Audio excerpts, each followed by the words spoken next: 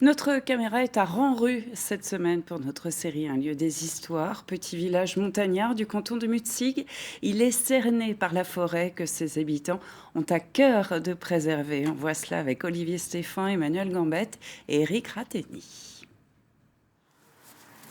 Bonjour.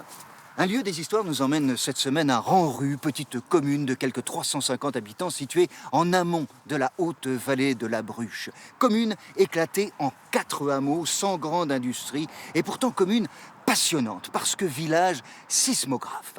C'est-à-dire que s'observent ici des mutations qui secouent notre époque. Par exemple, vous voyez derrière moi une ruine. Eh bien, au-delà, il y a un sacré enjeu sur l'avenir de la forêt. Elle a brûlé le 4 juin 2020, la scierie dite du Haut-Fer.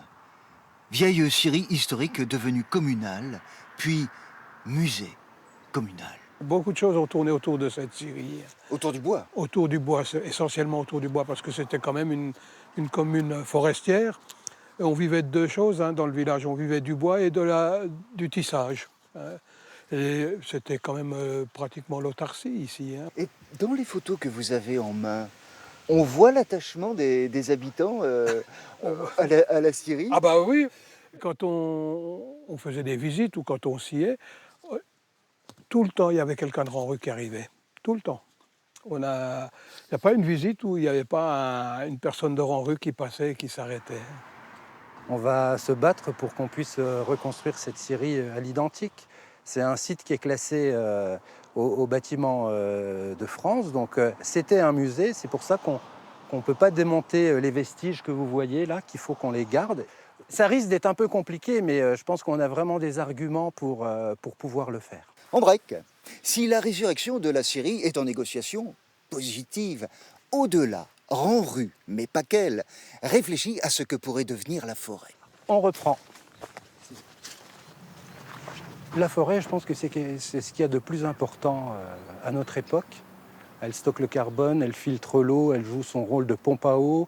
C'est notre climatiseur naturel.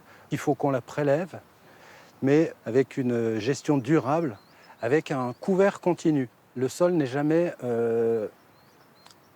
au soleil. Donc la régénération naturelle pousse beaucoup mieux. Et la forêt continue de jouer son rôle de pompe à eau. Est-ce que votre crainte, c'est qu'elle disparaisse? On voit bien que c'est compliqué avec les 4 années de sécheresse qu'on vient de passer. Il y a une mortalité dans les arbres qui est impressionnante et tout ça, c'est dû au manque d'eau. La gestion durable permettra à la forêt de conserver son eau? Oui, pour les communes, si on peut gagner de l'argent avec la forêt, c'est mieux, mais l'objectif principal, c'est de lutter contre le réchauffement climatique. Oui, c'est ça. 5 communes promeuvent l'exploitation de leur forêt en gestion durable. Elles vont même plus loin en choisissant d'en laisser une partie en libre évolution. C'est-à-dire qu'on n'y coupe plus que les arbres qui empêchent d'y circuler en sécurité, mais dont les bois sont laissés sur place.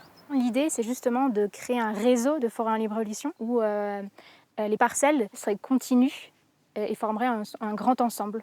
Au niveau des propriétaires privés, l'objectif, ce serait de faire des concertations afin que chacun puisse mettre en place la forêt en libre évolution, d'une part, ou alors la gestion durable, d'autre part, qui permet aussi la récolte de bois.